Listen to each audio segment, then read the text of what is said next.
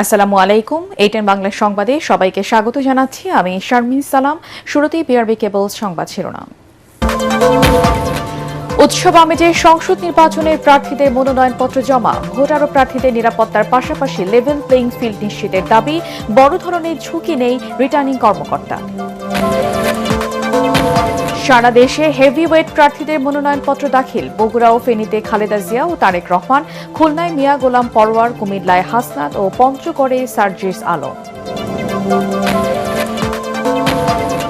19 বছর পর দলের নয়াপল্টন কেন্দ্রীয় কার্যালয়ে তারেক রহমান। দেশ করতে নিজ নিজ অবস্থান থেকে ভূমিকা রাখার আহ্বান।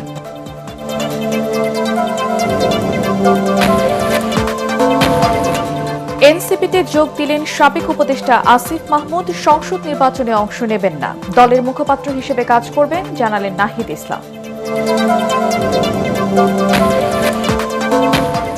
আগামী সংসদ নির্বাচন অবাধ, সুষ্ঠু ও নিরপেক্ষ করতে বিজেপির সহায়তা চেয়েছেন স্বরাষ্ট্র উপদেষ্টা। সীমান্তে কঠোর নজরদারি বাড়ানোর তাগিদ।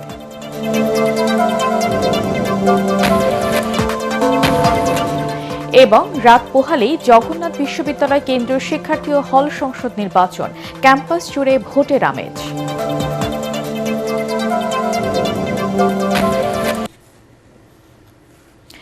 শুনছিলেন বিআরবি কেবলস সংবাদ শিরোনাম। এবারে বিস্তারিত। উৎসব আমেজে ত্রয়োদশ জাতীয় সংসদ নির্বাচনের মনোনয়নপত্র জমা দিয়েছেন সংসদ সদস্য প্রার্থীরা।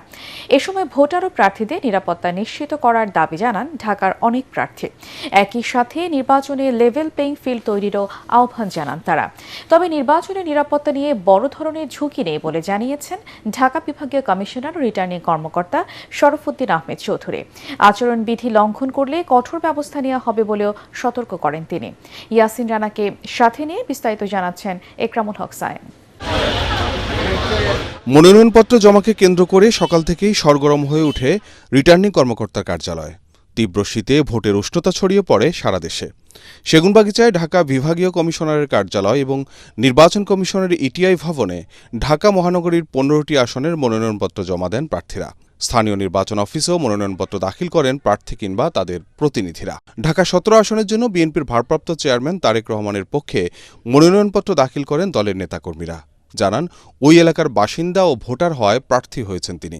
বিপুল ভোটে, জনগণের ভোটে তিনি দল মত নির্বিশেষে সকলের ভোটে তিনি নির্বাচিত হয়ে আগামী দিনে বাংলাদেশের প্রধানমন্ত্রী, সরকার প্রধান হিসাবে, প্রধানমন্ত্রী হিসাবে দায়িত্ব পালন করে দেশের আজকে যে ক্রাইসিস, দেশ যে একটা সংকটের মধ্যে পড়ে আছে, এই সংকট থেকে উত্তরণ ঘটনাতে উনি সচেষ্ট হবেন। অন্যদিকে জামায়াতে ইসলামীর আমির ডাক্তার শফিকুর রহমানের পক্ষে ঢাকা 15 আসনে মনোনয়নপত্র জমা দেন দলের 5 সদস্যের প্রতিনিধি। বিশ্বের গণঅভ্যুত্থানে যারা জীবন দিয়েছেন, সর্বশেষ শহীদ হাদি সহ তাদের এই রক্তের বিনিময়ে যে আমরা নতুন বাংলাদেশ পেয়েছি, এই বাংলাদেশের গড়ার ক্ষেত্রে আমির জামাত ডাক্তার শফিকুর রহমানের ঘোষণা মোতাবেক সবার জন্য বাংলাদেশ, ঐক্যবদ্ধ বাংলাদেশ গড়ার জন্যে ডাক্তার শফিকুর রহমানের স্বপ্ন, আমরা সেই লক্ষ্যে কাজ করে যাব। আপনারা সহযোগিতা করবেন। বিএনপি, জামাত, এনসিপি ও ইসলামী আন্দোলনের পাশাপাশি স্বতন্ত্র হয়েও অনেকে মনোনয়নপত্র দাখিল করেন। নির্বাচনে নিরাপত্তা ও লেভেল প্লেইং ফিল্ড নিশ্চিত করার দাবি জানান তারা। নির্বাচনে অংশ নেওয়ার জন্য আমরা এসেছি যখন প্রার্থীদের কোনো নিরাপত্তা নাই। যে কাঙ্ক্ষিত গণতন্ত্রের জন্য দেশের মানুষ যুদ্ধ করেছে, মুষ্টিমেয় কিছু মানুষের ষড়যন্ত্রের কারণে সেই আকাঙ্ক্ষা আমরা বিঘ্নিত হতে দিব না। আমরা ভোটের লড়াইয়ে এবং আন্দোলনে জনগণকে এগিয়ে আসার আহ্বান জানাই। যে আমাদের কোনো ধরনের ব্যক্তিগত আক্রমণ থাকবে না, কোনো কাদা ছোঁড়াছুঁড়ি থাকবে না কোনো হুমকি ধামকির ব্যবহার। ঢাকা 7 আসনে জাতীয় পার্টির প্রার্থী হাজী সাইফুদ্দিন খান মিলন মনোনয়নপত্র জমা দেন। নির্বাচনী পরিবেশ নিয়ে শঙ্কা জানান তিনি। আমরা নির্বাচনে অংশ নিচ্ছি, তা আমি জানি না, এবং আমাদের পার্টির চেয়ারম্যান মহাসচিব আশঙ্কা বোধ করেছেন যে নির্বাচন কতটা নিরপেক্ষ হবে এবং নির্বাচনের আগে প্রার্থীদের নিরাপত্তা কতটা থাকবে, সেই ব্যাপারে আমরা সন্দিহান। মনোনয়নপত্র জমা দিতে এসে নানা প্রতিশ্রুতিও তুলে ধরেন প্রার্থীরা। জানান নির্বাচনী জোটের সমর্থনে জয়ের ব্যাপারে আশাবাদের কথা। জুলাই বিপ্লবের অংশজন প্রায় সবগুলো দলই এখানে ঐক্যবদ্ধ হয়ে আমরা আসন সমঝোতার মাধ্যমে আমরা নির্বাচনে অংশগ্রহণ করব। আমাদের সমঝোতা থাকবে এবং সমঝোতা আমরা করে আমাদের ভিতরে বিরোধ নাই। আমরা ইনশাআল্লাহ জাতিকে একটা সুন্দর রাষ্ট্র কল্যাণ রাষ্ট্র উপহার দিতে চাই। বিএনপির একেবারে তৃণমূলের নেতা কর্মী সমর্থক থেকে শুরু করে সাধারণ মানুষের মধ্যে একটা বিশাল একটা উচ্ছ্বাস, এক ধরনের বাঁধভাঙা জোয়ারের মতন। আচ্ছা, প্রথমত আমরা জোট থেকে ছিলাম, জোটে আছি। বিএনপির নেতাকর্মীরা একদম শুরু থেকে স্বতঃস্ফূর্তভাবে আমাদেরকে সহযোগিতা করছিল, আমাদের সাথে কাজ করছিল। এদিকে নির্বাচনের নিরাপত্তা নিয়ে বড় ধরনের ঝুঁকি নেই বলে দাবি করেন ঢাকা বিভাগীয় কমিশনার ও রিটার্নিং কর্মকর্তা শরফুদ্দিন আহমদ চৌধুরী। নিরাপত্তার খুব বেশি ঝুঁকি আছে এখন পর্যন্ত আমরা মনে করছি না, এবং আচরণ বিধিগুলো মানতে হয় সেটি যাতে তারা অনুসরণ করেন, এবং অন্যান্য বিষয়ে তো আমরা সময় সময়ে ইনস্ট্রাকশন দিচ্ছি এবং নির্বাচন কমিশন থেকেও তাদেরকে বিভিন্ন সময় ব্রিফ করা হচ্ছে। এছাড়া ঢাকা জেলার 5 আসনের প্রার্থীরা মনোনয়নপত্র জমা দেন জেলা প্রশাসকের কার্যালয়ে। মনোনয়নপত্র জমা দেওয়ার মাধ্যমে নির্বাচনে অংশগ্রহণ নিয়ে আনুষ্ঠানিক কার্যক্রম শুরু করল প্রার্থীরা। এরপর যাচাই বাছাই এবং প্রত্যাহারের পরে হবে চূড়ান্ত প্রার্থী তালিকা। একই সাথে নির্বাচনী জোটগুলো শরিক দলগুলোর মধ্যে চূড়ান্তভাবে আসন বণ্টন করবে। আর এরপর 21 জানুয়ারি প্রতীক বরাদ্দর পর বোঝা যাবে নির্বাচনী মাঠে ভোটের লড়াইটি কেমন হবে। ইকরামুল হক সায়েম, এটিএন বাংলা, ঢাকা। এই মুহূর্তে সেগুনবাগিচায় ঢাকা রিটার্নিং অফিসারের কার্যালয়ে আছেন সহকর্মী ইয়াসিন রানা। সরাসরি চলে যাচ্ছি তার কাছে। রানা, প্রার্থীদের মধ্যে এখনো পর্যন্ত কারা মনোনয়নপত্র দাখিল করেছে?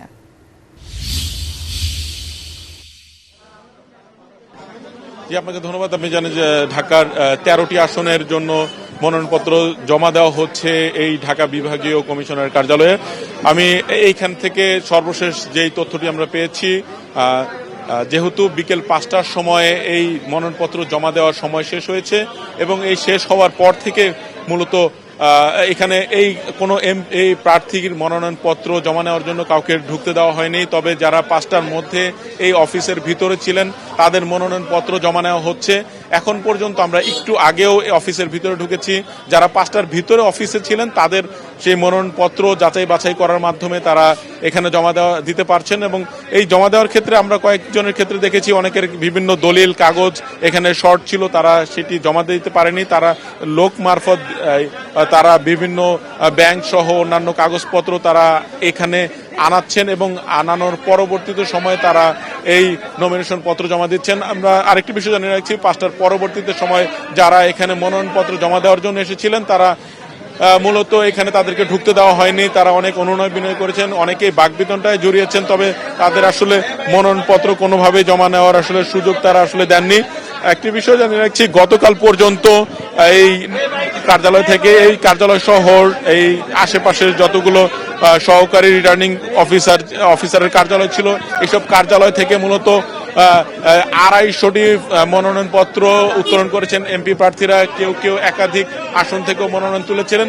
তবে আমরা আজকে সন্ধ্যা 6টা পর্যন্ত যে তথ্যটি জানতে পেরেছি, মোট 81টি মনোনয়নপত্র জমা পড়েছে এবং অন্য আশেপাশের যে সহকারী রিটার্নিং অফিসারের কার্যালয় ছিল সেই সব কার্যালয়ে যারা মনোনয়নপত্র জমা দিয়েছেন সেই মনোনয়নপত্রগুলো মূলত এই কার্যালয়ে তারা আনছেন এবং এখানে বিভাগীয় কমিশনের কার্যালয়ের পক্ষ থেকে তারা হিসেব করে দেখছেন কতগুলো মনোনয়নপত্র জমা পড়েছে। একটা বিষয় জানিয়ে রাখছি, যেহেতু এখন পর্যন্ত মনোনয়নপত্রের যেই হিসেবটা তারা আসলে করতে পারেননি, তাই এই হিসেব শেষে মূলত তারা সম্ভবত 8টা সাড়ে 8টার দিকে সব হিসেব করে তারা এই কার্যালয়ের পক্ষ থেকে জানানো হবে ঢাকার 13টি আসন থেকে মোট কতজন মনোনয়নপত্র বিক্রি হয়েছে, মনোনয়নপত্র জমা পড়েছে। তো ঢাকা বিভাগীয় কমিশনের কার্যালয় থেকে এই ছিল মনোনয়ন জমা দেওয়ার সবশেষ তথ্য। রানা, আপনাকে ধন্যবাদ। দর্শক, সেগুনবাগিচা থেকে আমাদের সাথে যুক্ত হয়েছিলেন সহকর্মী ইয়াসিন রানা। উৎসবমুখর পরিবেশে সারা দেশে ত্রয়োদশ জাতীয় সংসদ নির্বাচনের মনোনয়নপত্র জমা দিচ্ছেন প্রার্থীরা। শেষ দিনে ফেনী 1 ও বগুড়া 7 আসনে বিএনপি চেয়ারপারসন খালেদা জিয়ার পক্ষে মনোনয়ন জমা দিয়েছে নেতাকর্মীরা। এদিকে বগুড়া 6 আসনে বিএনপি ভারপ্রাপ্ত চেয়ারম্যান তারেক রহমানের পক্ষে মনোনয়ন জমা হয়েছে। এদিকে খুলনা 5 আসনে মনোনয়ন জমা দিয়েছেন জামাত ইসলামের সেক্রেটারি জেনারেল মিয়া গোলাম পরোয়ার। এদিকে পঞ্চগড় 1 আসন থেকে এনসিপির সার্জিস আলম ও কুমিল্লার দেবিদার 4 আসনে মনোনয়ন জমা দিয়েছেন এনসিপির হাসনাত আব্দুল্লাহ। প্রতিনিধিদের পাঠানো তথ্য ও চিত্রে বিস্তারিত জানাচ্ছেন তরিক ইসলাম। আসন্ন জাতীয় সংসদ নির্বাচনের মনোনয়নপত্র দাখিলের শেষ দিনে ফেনী 1 ও বগুড়া 7 আসনে বিএনপি চেয়ারপারসন বেগম খালেদা জিয়ার পক্ষে মনোনয়নপত্র দাখিল করা হয়েছে। সকালে রিটার্নিং অফিসারের কার্যালয়ে মনোনয়ন জমা দেয়া হয়। এদিকে বগুড়া 6 সদর আসনে বিএনপির ভারপ্রাপ্ত চেয়ারম্যান তারেক রহমানের পক্ষে মনোনয়নপত্র দাখিল করেছেন বগুড়া জেলা বিএনপির নেতাকর্মীরা। সকালে ঠাকুরগাঁও 1 আসনের মনোনয়ন জমা দেন বিএনপি মহাসচিব মির্জা ফখরুল ইসলাম আলমগীর। নির্বাচিত হলে ঠাকুরগাঁও উন্নয়নে কাজ করার কথা জানান তিনি। পূর্বে যেভাবে আমাকে সমর্থন দিয়েছেন, এখন সেইভাবে সমর্থন দিয়ে আমাকে ধানের শীষে ভোট দিয়ে আমাকে আপনারা জয়যুক্ত করার জন্য আমাকে সাহায্য করবেন। খুলনা 5 আসনে মনোনয়ন জমা দেন জামায়াতের সেক্রেটারি জেনারেল মিয়া গুলাম পরোয়ার। একইভাবে খুলনা 6 আসনের প্রার্থী মাওলানা আবুল কালাম আজাদ, খুলনা 2 আসনের প্রার্থী অ্যাডভোকেট জাহাঙ্গীর হুসাইন হেলাল, খুলনা 1 আসনের প্রার্থী কৃষ্ণনন্দী মনোনয়নপত্র জমা দেন। মনোনয়ন জমা দিতে আসেন খুলনা 2 আসনের বিএনপির প্রার্থী নজরুল ইসলাম মঞ্জু। চট্টগ্রামের 16টি আসনে মনোনয়নপত্র জমা দেন বিএনপি জামায়াতসহ বিভিন্ন দলের প্রার্থীরা। চট্টগ্রাম 11 বন্দর পতেঙ্গা আসনে মনোনয়নপত্র জমা দেন বিএনপির স্থায়ী কমিটির সদস্য আমির খসরু মাহমুদ চৌধুরী। জানান, দেশের মানুষ সিদ্ধান্ত নেবে। মনোনয়নপত্র জমা দেওয়ার শেষ দিনে কুমিল্লা 4 দেবিদ্বার আসনে মনোনয়ন জমা দেন জাতীয় নাগরিক পার্টি এনসিপির দক্ষিণাঞ্চলের মুখ্য সমন্বয়ক হাসনাত আব্দুল্লাহ। একইভাবে পঞ্চগড় 1 আসন থেকে মনোনয়নপত্র জমা দেন এনসিপির উত্তরাঞ্চলীয় মুখ্য সংগঠক সার্জিস আলম। তরিক ইসলাম, এটিএন বাংলা, ঢাকা। দেশ গড়তে সবাইকে যার যার অবস্থান থেকে ভূমিকা রাখার আহ্বান জানিয়েছেন বিএনপির ভারপ্রাপ্ত চেয়ারম্যান তারেক রহমান। দীর্ঘ 19 বছর পর দলের নয়াপল্টন কেন্দ্রীয় কার্যালয়ে গিয়ে নেতাকর্মীদের দেশের ভবিষ্যৎ করার কাজে আত্মনিয়োগ করার নির্দেশনা দেন। কার্যালয়ের 2য় তলার বারান্দায় দাঁড়িয়ে উচ্ছ্বসিত হাজারো নেতাকর্মীর অভ্যর্থনার জবাব দেন তারেক রহমান। কামরুজ্জামান রাজীবের রিপোর্ট।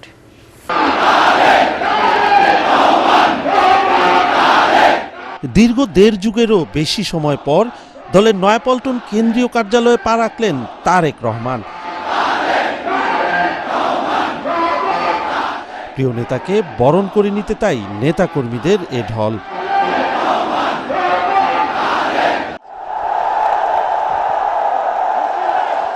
দলের কাণ্ডারির এ আগমন শুধু সব শঙ্কার অবসান নয়, নতুন উদ্যম আর অটুট মনোবল নিয়ে এগিয়ে যাওয়ার প্রাণ সঞ্চার। তাই তারেক রহমানকে ঘিরে এই উচ্ছ্বাস, এই উন্মাদনা। জনস্রোতের মধ্য দিয়ে কার্যালয়ে পৌঁছেই 2য় তলার ব্যালকনিতে দাঁড়িয়ে নেতাকর্মী আর জনতার প্রাণ ঢালা ভালোবাসার জন্য কৃতজ্ঞতা প্রকাশ করেন তারেক রহমান। নেতাকর্মীদের নতুন করে দেশ গঠনের কাজে নামার আহ্বান জানান তিনি। যার যতটুকু অবস্থান আছে সেখান থেকে আসুন, আমরা আমাদের দেশটাকে নতুন করে গড়ে তোলার চেষ্টা করি। যার পক্ষে যতটুকু সম্ভব আমরা সচেষ্ট হই দেশের জন্য। কোথাও যদি রাস্তায় একটি কাগজ পড়ে থাকে, ময়লা হয়ে থাকে, দরকার হলে সেটাকে আমরা সরিয়ে দিব। এইভাবে ছোট ছোট করে কাজ করার মাধ্যমে আমরা দেশটাকে গড়ে তুলে আসুন। এ সময় নেতাকর্মীদের শৃঙ্খলা বজায় রাখার আহ্বান জানিয়ে হাসপাতালে চিকিৎসাধীন বিএনপি চেয়ারপারসন বেগম খালেদা জিয়ার জন্য দেশবাসীর দোয়া কামনা করেন তিনি। সকলকে অনুরোধ করব, দ্রুত আমরা রাস্তাটাকে খালি করে দেই যাতে সাধারণ মানুষ চলাফেরা করতে পারে। সকলে ভালো থাকবেন ইনশাআল্লাহ। আমার জন্য দোয়া করবেন, দেশনেত্রী খালেদা জিয়ার সুস্থতার জন্য দোয়া করবেন। আল্লাহ হাফেজ। সবশেষ 2006 সালে পল্টন কার্যালয়ে আসেন তারেক রহমান। দলীয় কার্যালয়ে তাকে স্বাগত জানান বিএনপির সিনিয়র যুগ্ম মহাসচিব রুহুল কবির রিজভী সহ সিনিয়র নেতারা। নয়াপল্টনে তারেক রহমানের গাড়িবহর দুপুর 3টা 20 পৌঁছলেও নেতাকর্মী আর জনতার স্রোত অতিক্রম করে কার্যালয়ের মূল ফটকে পৌঁছতে লেগে যায় 40 মিনিটেরও বেশি সময়। কামরুজ্জামান রাজীব, এটিএন বাংলা, ঢাকা। আনুষ্ঠানিকভাবে জাতীয় নাগরিক পার্টি এনসিপিতে যোগ দিলেন অন্তর্বর্তী সরকারের সাবেক উপদেষ্টা আসিফ মাহমুদ সচিব ভূঁইয়া। এনসিপিতে যোগ দিলেও নির্বাচনে অংশ নেবেন না তিনি। সন্ধ্যায় এনসিপি কার্যালয়ে আয়োজিত এক সংবাদ সম্মেলনে তিনি এ তথ্য নিশ্চিত করেন। এ সময় তিনি বলেন যে লক্ষ্য নিয়ে তারা রাজপথে লড়াই করেছেন, সেই বৈষম্যহীন নতুন বাংলাদেশ গড়তে কাজ করবেন তিনি। একই সাথে গণভোটে সবাইকে হ্যাঁ ভোট দেওয়ার আহ্বান জানান আসিফ। এ সময় দলের আহ্বায়ক নাহিদ ইসলাম জানান, নির্বাচনে অংশ না নিলেও এনসিপির মুখপাত্র এবং নির্বাচন পরিচালনা কমিটির প্রধান হিসেবে দায়িত্ব পালন করবেন আসিফ মাহমুদ সচিব ভূঁইয়া। এই নির্বাচনে কর্মযোগ্য এই গুরুভার এবং আমি এই সময় সংগঠনটাকে ধরে রাখার জন্য জনাব আসিফ মাহমুদ সচিব ভূঁইয়া তিনি এবারে নির্বাচনে অংশগ্রহণ করবেন না, বরং জাতীয় নাগরিক পার্টি এনসিপির মনোনীত প্রার্থী যারা রয়েছেন তারা যাতে জিতে আসতে পারে এবং সংসদে গিয়ে বাংলাদেশের মানুষের গণঅভ্যুত্থানের পক্ষের কণ্ঠস্বর হয়ে উঠতে পারে, সেজন্য তিনি কাজ করবেন। এই গণঅভ্যুত্থানের যে আকাঙ্ক্ষা, শহীদদের এবং শহীদদের পরিবারের আহতদের যে আকাঙ্ক্ষা, বাংলাদেশের লক্ষ কোটি মানুষ যারা রাজপথে নেমে এসেছিলেন জীবনের তোয়াক্কা না করে, তাদের যে আকাঙ্ক্ষা, সেই আকাঙ্ক্ষা বাস্তবায়নের জন্য এই নির্বাচনকে কেন্দ্র করে আবারও সময় এসেছে ঐক্যবদ্ধ হওয়ার। ইনকিলাব মঞ্চের আহ্বায়ক ওসমান হাদির হত্যাকারীদের গ্রেপ্তার ও দ্রুত বিচারের দাবিতে চতুর্থ দিনের মতো শাহবাগ অবরোধ করেছে সংগঠনটির নেতাকর্মীরা। দুপুর 2টার দিকে পূর্ব ঘোষিত কর্মসূচিতে অংশ হিসেবে শাহবাগ মোড়ের জুলাই স্তম্ভের নিচে জড়ো হয় তারা। এতে আশপাশের এলাকায় যানজট সৃষ্টি হয়েছে।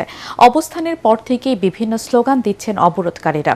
সন্ত্রাসীদের গুলিতে প্রাণ হারানো ওসমান হাদি হত্যার বিচার চেয়ে শুক্রবার বিকেল থেকে শাহবাগ মোড়ে অবরোধ ও অবস্থান কর্মসূচি পালন করে আসছে ইনকিলাব মঞ্চ।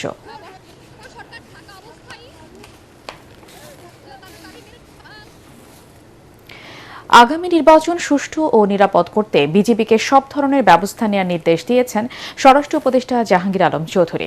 বিজিবি দিবস উপলক্ষে পিলখানার সদর দপ্তরে এক অনুষ্ঠানে কোনো অপরাধী যাতে সীমান্ত দিয়ে পালাতে না পারে সেদিকে কঠোর দৃষ্টি রাখতে বাহিনীর সদস্যদের নির্দেশ দেন তিনি। জিএম তসলিমের report. Border guard Bangladesh BGB দিবস উপলক্ষে পিলখানা সদর দফতরে কৃতিত্বপূর্ণ কাজের স্বীকৃতি হিসেবে বাহিনীর 72 জন কর্মকর্তাকে বিভিন্ন ক্যাটাগরিতে পদক প্রদান করা হয়। বাংলাদেশ পদক এর জন্য এই বছর 12 জন কর্মকর্তা বর্ডার গার্ড বাংলাদেশ পদক, 24 জন রাষ্ট্রপতি বর্ডার গার্ড পদক, 12 জন বর্ডার গার্ড বাংলাদেশ পদক সেবা এবং 24 জন রাষ্ট্রপতি বর্ডার গার্ড পদক সেবা লাভ করেন। অনুষ্ঠানে সীমান্ত সমস্যা সমাধানে বিজিবিকে যোগ্যতার পরিচয় দেওয়ার নির্দেশ দেন স্বরাষ্ট্র উপদেষ্টা। একই সাথে বলেন, প্রতিবেশী দেশের সঙ্গে যোগাযোগের ক্ষেত্রে আরও বেশি কৌশলী হবার সতর্ক করেন। বাহিনীর যেসব সদস্য সীমান্তে মাদক পাচারে সহযোগিতা করবে তাদেরকে ছাড় না দেওয়ার। সীমান্ত দিয়ে কোনো মাদক প্রবেশ করবে না। স্পর্শকাতর এলাকাগুলোতে অতিরিক্ত সতর্কতা আনয়ন করতে হবে। যে সকল কর্মকর্তা কর্মচারী চোরাকারবারি ও মাদক পাচারীদের সহায়তা করে কিংবা সাহায্য করে তাদের বিরুদ্ধে কঠোর আইনানুগ ব্যবস্থা গ্রহণ করতে হবে। এই ক্ষেত্রে কাউকে কোনো ধরনের ছাড় দেওয়া যাবে না। বাংলাদেশ থেকে কোনো অপরাধী সন্ত্রাসী সীমান্ত দিয়ে পলায়ন করতে না পারায় সেই বিষয়ে আপনাদের কঠোর সতর্কতা অবলম্বন করতে হবে। প্রতিবেশী দেশগুলোর সাথে সীমান্ত সমস্যা সমাধানে অত্যন্ত কৌশলী এবং যোগ্যতার পরিচয় দিতে হবে। দেশের স্বার্থ শতভাগ রক্ষা করতে হবে। আগামী জাতীয় নির্বাচন উপলক্ষে সদস্যদের প্রশিক্ষণ দেওয়া হচ্ছে বলে জানান বিজিবি মহাপরিচালক। অতীতের যে কোনো সময়ের চেয়ে বর্তমানে বিজিবি অনেক সুসজ্জিত বলেও দাবি করেন তিনি। বিগত 1 বছরে বিজিবিতে প্রতিষ্ঠা লাভ করেছে একটি বর্ডার গার্ড ব্যাটালিয়ন, একটি স্টেশন সদর দপ্তর, একটি গার্ড পুলিশ ব্যাটালিয়ন ও একটি K9 unit and training centre. যে কোনো দায়িত্ব নিষ্ঠার সাথে সম্পাদনে আমরা প্রতিশ্রুতিবদ্ধ। আসন্ন ত্রয়োদশ জাতীয় সংসদ নির্বাচন সুষ্ঠু, নিরপেক্ষ ও সুচারুরূপে সম্পাদনে বাহিনীর সদস্যদের প্রশিক্ষণ চলমান রয়েছে। ত্রয়োদশ জাতীয় নির্বাচনে বাহিনীর 35,000 সদস্য দায়িত্ব পালন করবে বলে জানানো হয় অনুষ্ঠানে। GM Taslim, ATN Bangla, Dhaka.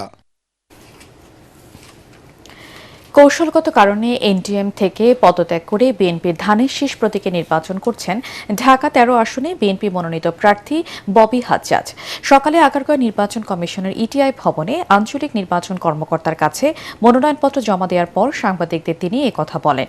গভীর রাতে ষড়যন্ত্র করে আরপিও সংশোধন করার কারণেই নিজের দল থেকে পদত্যাগ করে বিএনপির প্রতীকে নির্বাচন করতে হচ্ছে বলেও মন্তব্য করেন ববি হাজ্জাজ। নির্বাচনের নিরাপত্তা নিয়ে এখনও শঙ্কা কাটেনি উল্লেখ করে তিনি বলেন, আইন শৃঙ্খলা পরিস্থিতি নিয়ে দেশের মানুষের মধ্যেও এক ধরনের অস্থিরতা কাজ করছে। আমাদের বিরুদ্ধে একটা ষড়যন্ত্র প্রচেষ্টা হয়েছে, যেখানে আরপিওতে নিশিরাতের ভিতরে হঠাৎ করে বদল আনা হয়েছে, যার জন্য আমরা এক মার্কায় জোটে সবাই যেতে পারবো না। তো সেটা মোকাবেলা করবার জন্য এগেন স্ট্র্যাটেজিক মানে কৌশলগত কারণে আমরা নির্বাচনী মার্কা ধানের শীষ নিয়ে নির্বাচনে যাচ্ছি। নাগরিক ঐক্যের সভাপতি মাহমুদুর রহমান মান্নাকে ঋণ খেলাপির তালিকা থেকে বাদ দিয়ে নির্বাচনে অংশ নেওয়ার সুযোগ দেবার নির্দেশ দিয়েছেন চেম্বার জজ আদালত। সকালে আপিল বিভাগের চেম্বার বিচারপতি রেজাউল হকের আদালত এই আদেশ দেয়। ফলে বগুড়া ২ আসন থেকে তার নির্বাচন করতে আর কোনো বাধা রইল না। এর আগে গত বুধবার বিচারপতি বজলুর রহমান ও বিচারপতি মঞ্জুর আলমের দ্বৈত বেঞ্চে ঋণ খেলাপির তালিকা থেকে নাম বাদ দেওয়ার আবেদন করেন মান্না। সেদিন হাইকোর্টে তার রিট খারিজ করে দেওয়ায় পরবর্তীতে চেম্বার আদালতে আপিল করেন তিনি। আজকে যে আদেশ হয়েছে সেটা হচ্ছে জনাব মান্না সাহেবকে ঋণখেলাপি হিসেবে বাংলাদেশ ব্যাংকের সিআইবিতে প্রদর্শন না করা হয়। সুতরাং মান্না সাহেবের আগামী ইলেকশন, এই যে ইলেকশন আসছে সেখানে তার প্রতিদ্বন্দ্বিতা করার ক্ষেত্রে কোনো প্রতিবন্ধকতা নাই। রাতপোহালী জগন্নাথ বিশ্ববিদ্যালয় কেন্দ্রীয় শিক্ষার্থী সংসদ, জকসু ও হল সংসদ নির্বাচন। দিনভর ক্যাম্পাস জুড়ে ছিল প্রার্থী ও শিক্ষার্থীদের ব্যাপক উপস্থিতি। আগামীকাল সকাল 8:30টায় ভোট গ্রহণ শুরু হয়ে চলবে বিকেল 3টা পর্যন্ত। ঐক্যবদ্ধভাবে সুষ্ঠু পরিবেশে জকসুর ভোট গ্রহণ হবে এমনটাই প্রত্যাশা সংশ্লিষ্টদের। মনির হোসেন তপুর রিপোর্ট।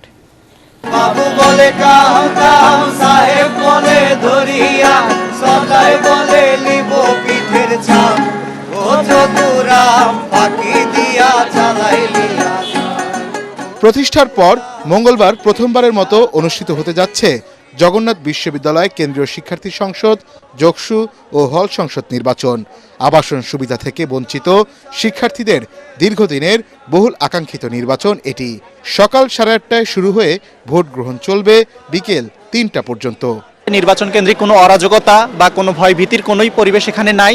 যতদিন পর্যন্ত হল না হবে তাদের জন্য যেন একটা আবাসন ভাতার ব্যবস্থা করে থাকে।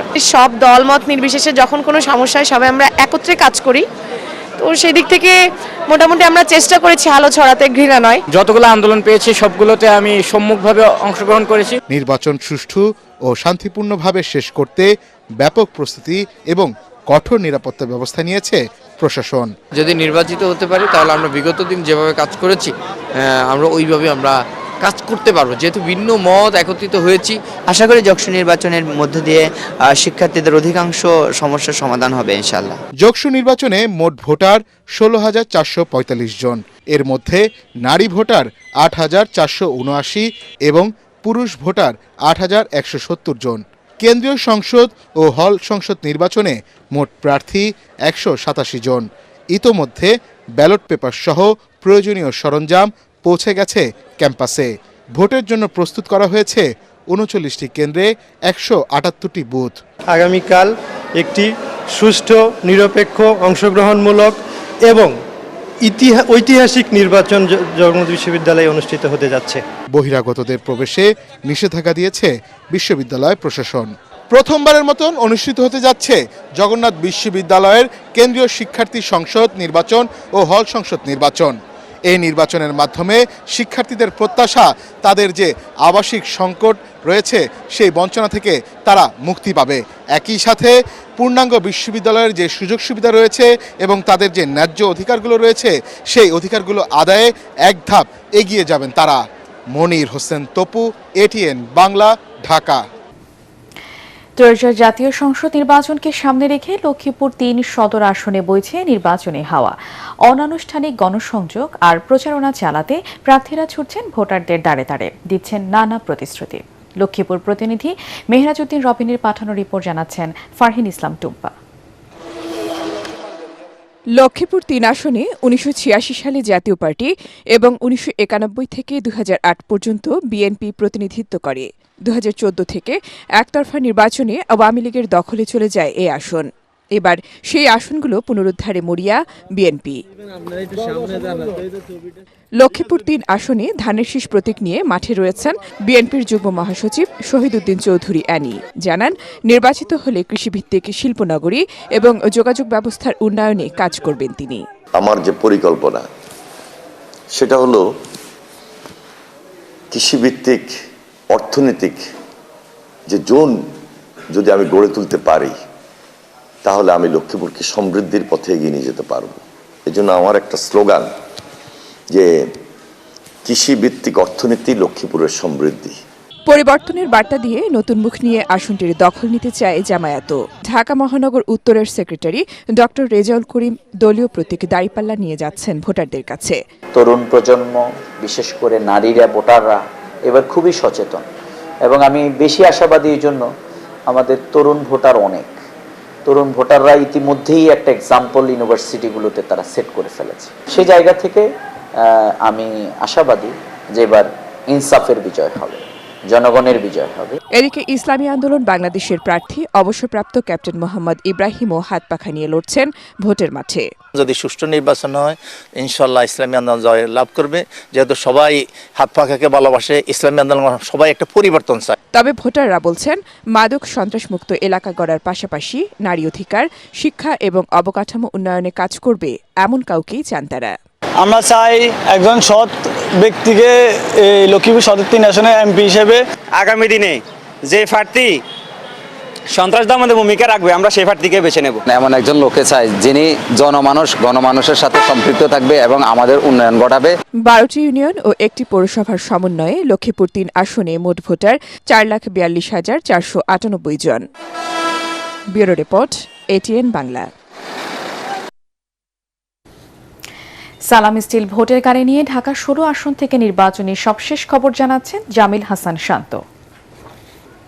সালাম স্টিল ভোটের গাড়ি নিয়ে আমরা বর্তমানে অবস্থান করছি পল্লবীতে। এটি ঢাকা ১৬ আসনের অন্তর্ভুক্ত। এই আসনটিতে মোট ভোটার সংখ্যা রয়েছে ৪ লাখের কাছাকাছি। এই আসনে এত সংখ্যক ভোটারের মাঝে নিম্ন শ্রেণী পেশার মানুষের সংখ্যাটাই বেশি, যাদের মধ্যে বেহারিরাও রয়েছে। এলাকার মানুষের সাথে আমরা কথা বলে যতটুকু জানতে পেরেছি, এলাকার মানুষরা চায় এলাকার যে মাদকের সমস্যা রয়েছে সেটি যে দূর করতে পারবে এবং নিম্ন শ্রেণী পেশার মানুষদের জন্য যে কাজ করবে তাকেই কিন্তু এলাকার মানুষরা আগামী নির্বাচনে ভোট দিয়ে জয় করবেন। এলাকার প্রার্থীদের সাথে আমরা কথা বলেছি, তারা কিন্তু আপাতত বিধিনিষেধের কারণে তাদের প্রচারণার যে কাজটি রয়েছে সেটি কিন্তু তারা চালাচ্ছে না। সালাম স্টিল ভোটের গাড়ি নিয়ে এই ছিল আমার কাছে সর্বশেষ। ধর্ম অবমাননার অভিযোগ থাকলে দেশের প্রচলিত আইনে বিচার হবে, কিন্তু কোনো অজুহাতে মানুষ পিটিয়ে হত্যা গ্রহণযোগ্য নয়। এমন ঘটনা নিন্দনীয় বলে মন্তব্য করেছেন ধর্ম বিষয়ক উপদেষ্টা ডক্টর আফম খালিদ হোসেন। রংপুরে জেলা প্রশাসনের আয়োজনে কর্মশালায় অংশ নিয়ে তিনি এসব কথা বলেন। কেউ যদি ধর্ম অবমাননা করে থাকে, করতে পারে, ফেসবুক ওপেন প্ল্যাটফর্ম করে, তার জন্য আমাদের তো নির্ধারিত আইন আছে, সরকার আছে, ল এনফোর্সমেন্ট এজেন্সিস আছে, জাস্টিসরা আছেন, তার বিচার হবে তিনি তো করে থাকেন। কিন্তু এটার একটা অজুহাত তোলে কোনো মানুষকে পিটিয়ে মারা এবং তাকে পুড়িয়ে ফেলা, এটা একটা জঘন্যতম কাজ।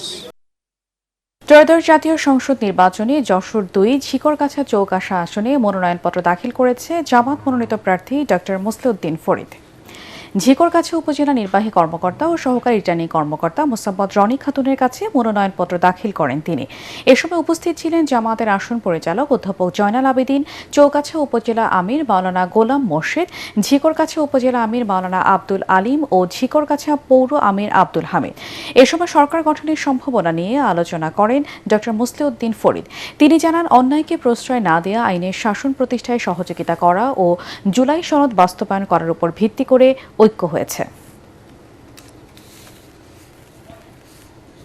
ব্যাপারে সম্ভাবনা অনেক এগিয়ে গেছে। বিশেষ করে আমাদের যে ঐক্যটা হয়েছে এখন, এটা তো 3টা মূল ভিত্তির উপরে, যে আমরা নিজেরা কোনো অন্যায় করব না, আমরা আইন বা দেশের যে কোনো নিয়ম কানুন এবং যে গতিতে যে কাজ হচ্ছে সেখানে শাসন ব্যবস্থাকে বা আইনকে কোথাও আমরা কোনো রকম এখানে ইনফ্লুয়েন্স করব না। আর তৃতীয় হলো যে জুলাই যে সনদ, এইটাকে আমরা বাস্তবায়িত করব সবাই মিলে। সালাম স্টিল ভোটের গাড়ি নিয়ে সুনামগঞ্জ থেকে সবশেষ নির্বাচনী খবর জানাচ্ছেন সহকর্মী পঙ্কজ দে। সালাম স্টিল বুটের গাড়িতে আমরা এখন আছি সুনামগঞ্জ জেলা রিটার্নিং কর্মকর্তার কার্যালয়ের সামনে। এখানে এখনও মনোনয়ন প্রদান চলছে। এখানে যারা রিটার্নিং কর্মকর্তার কার্যালয়ে যারা দায়িত্ব পালন করছেন তারা জানিয়েছেন যতক্ষণ পর্যন্ত প্রার্থীরা অর্থাৎ যতক্ষণ পর্যন্ত মনোনয়ন প্রদানকারীরা থাকবেন বা তাদের লোকজন থাকবেন ততক্ষণ পর্যন্ত আসলে তারা মনোনয়ন গ্রহণ করবেন এবং মনোনয়ন প্রদানের কাজ চলবে। এই জেলায় 5টি নির্বাচনী এলাকা, এখানে 42 জন প্রার্থী মনোনয়ন ফর্ম গ্রহণ করেছেন এবং এখন পর্যন্ত মনোনয়ন প্রদান চলছে। অন্যান্য উপজেলায়ও প্রার্থীরা মনোনয়ন জমা দিয়েছেন। সালাম স্টিল ভোটের গাড়িতে আমরা এখান থেকে এটুকুই জানাচ্ছিলাম।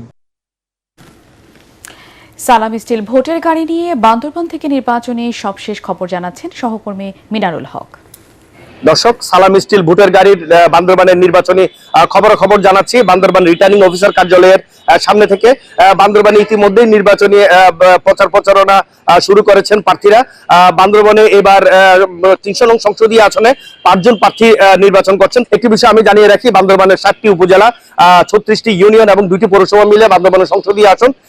এই বান্দরবান পার্বত্য জেলা মূলত যেখানে দুর্গম মায়ানমার বেষ্টিত যে কেন্দ্রগুলো রয়েছে, এবার কেন্দ্র বাড়িয়ে 186টি কেন্দ্র করা হয়েছে এবং এইরকম 7টি কেন্দ্রের মধ্যে হেলি সাপোর্ট রয়েছে, যেখানে হেলিকপ্টারের মাধ্যমে নির্বাচনী সরঞ্জাম নিয়ে যাওয়া হবে। মূলত বান্দরবানের নির্বাচনকে সুষ্ঠু সুন্দরভাবে সম্পন্ন করতে নিরাপত্তা বাহিনী থেকে শুরু করে প্রশাসন সবাই এখন ব্যস্ত সময় পার করছেন। এটি ছিল বান্দরবানের নির্বাচনের সর্বশেষ খবরাখবর। দর্শক, এই মুহূর্তে শাহবাগে আছেন সহকর্মী ইমদাদুল্লাহ বাবু। আমরা সরাসরি যুক্ত হচ্ছি তার সাথে।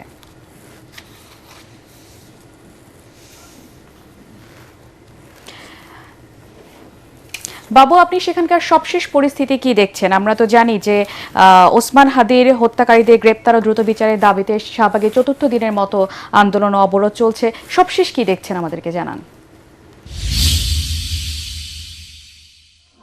শারমিন, আজকে টানা 4র্থ দিনের মতো ইনকিলাব মঞ্চ তাদের মুখপাত্র শহীদ শরীফ ওসমান হাদির হত্যাকাণ্ডের বিচার এবং জড়িত খুনিদের গ্রেপ্তারের দাবি নিয়ে শাহবাগে অবস্থান করছে।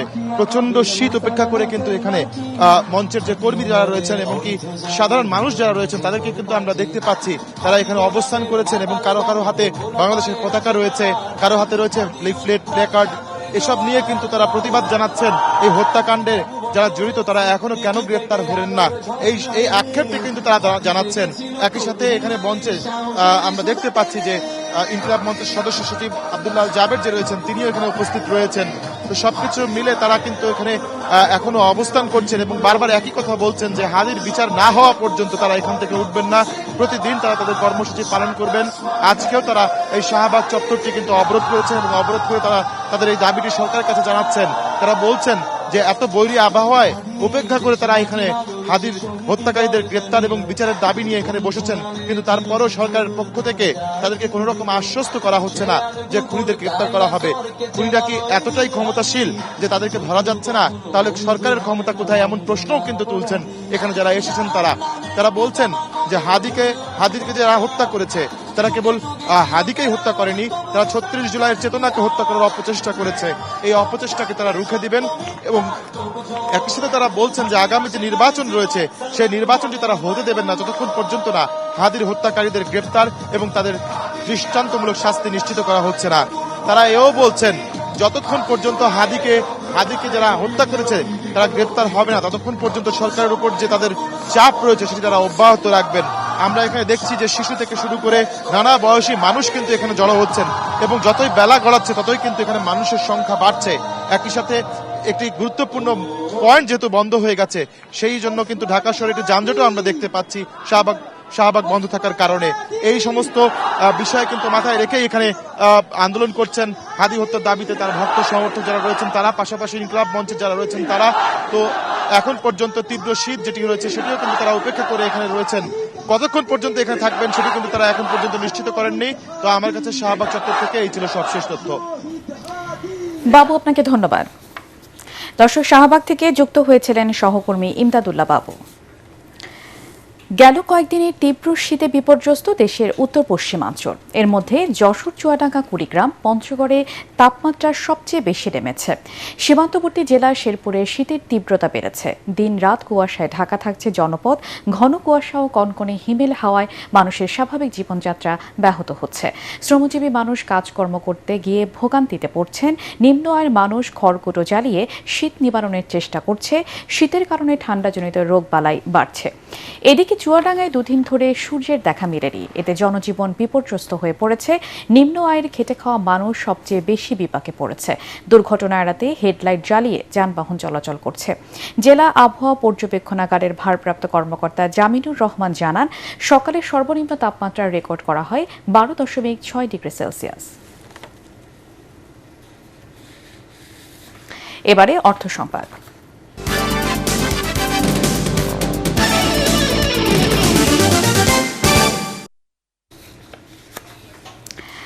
অনুষ্ঠিত হলো আল আরাফা ইসলামী ব্যাংকের উদ্যোগে অর্থ মন্ত্রণালয় ও বাংলাদেশ ব্যাংকের SICIP প্রকল্পের আওতায় উদ্যোক্তা উন্নয়ন প্রশিক্ষণ কর্মসূচির সমাপনী অনুষ্ঠান। ব্যাংকের ট্রেনিং ইনস্টিটিউটে আয়োজিত অনুষ্ঠানে 25 জন প্রশিক্ষণপ্রাপ্ত ক্ষুদ্র উদ্যোক্তার মাঝে সার্টিফিকেট বিতরণ এবং ভবিষ্যৎ ব্যবসা উন্নয়নের পরিকল্পনা উপস্থাপন করা হয়। এতে প্রধান অতিথি ছিলেন বাংলাদেশ ব্যাংকের নির্বাহী পরিচালক হোসনে আরা শিখা। এ সময় বাংলাদেশ ব্যাংকের অতিরিক্ত পরিচালক নজরুল ইসলাম এবং আল আরাফা ইসলামী ব্যাংকের ব্যবস্থাপনা পরিচালক রাফাতুল্লাহ খান। ভবিষ্যতে এ ধরনের আরও আয়োজন করার কথা জানায় আল আরাফা ইসলামী ব্যাংক। এবারে খেলার খবর।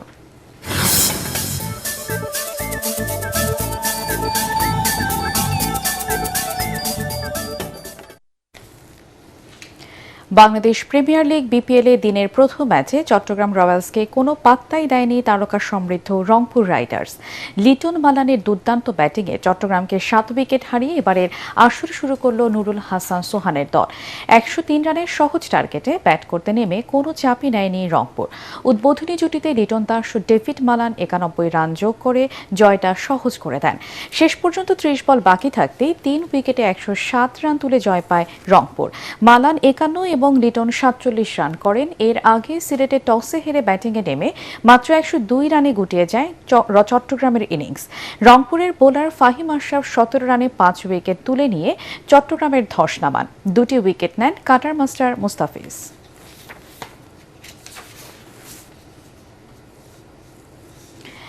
দেশ বিদেশের 24 জন খেলোয়াড়ের অংশগ্রহণে আগামী 2 জানুয়ারি থেকে ঢাকায় শুরু হবে আন্তর্জাতিক স্কোয়াশ প্রতিযোগিতা। 5 দিনের এই প্রতিযোগিতায় ভারত, পাকিস্তান, মালয়েশিয়া ও স্বাগতিক বাংলাদেশ সহ মোট 10 দেশের খেলোয়াড় অংশ নেবেন। প্রতিযোগিতায় স্বাগতিক দেশের 4 জন স্কোয়াশ খেলোয়াড় অংশ নেবেন।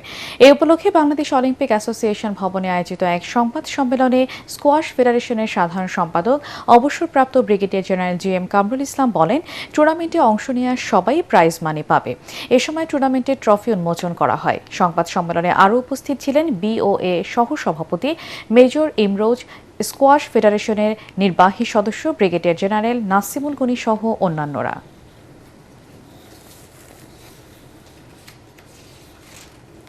শেষ করার আগে BRB কেবল সংবাদ শিরোনাম আরেকবার।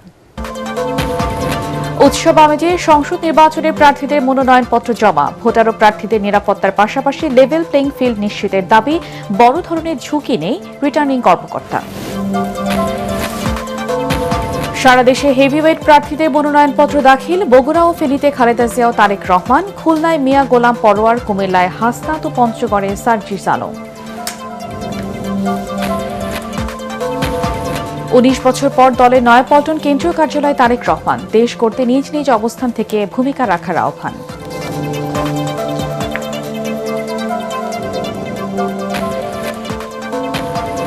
এনসিপিতে যোগ দিলেন সাবেক উপদেষ্টা আসিফ মাহমুদ। সংসদ নির্বাচনে অংশ নেবেন না, দলের মুখপাত্র হিসেবে কাজ করবেন জানালেন নাহিদ ইসলাম।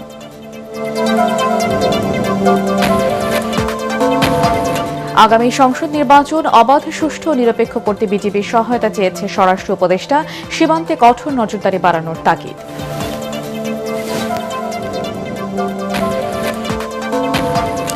এবং রাতপোহালী জগন্নাথ বিশ্ববিদ্যালয় কেন্দ্রীয় শিক্ষার্থী ও হল সংসদ নির্বাচন, ক্যাম্পাস জুড়ে ভোটের আমেজ।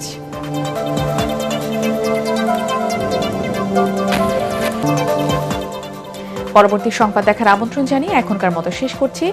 ATN বাংলা সংবাদ ইউটিউবে দেখতে ব্রাউজ করুন youtube/ATN Bangla News।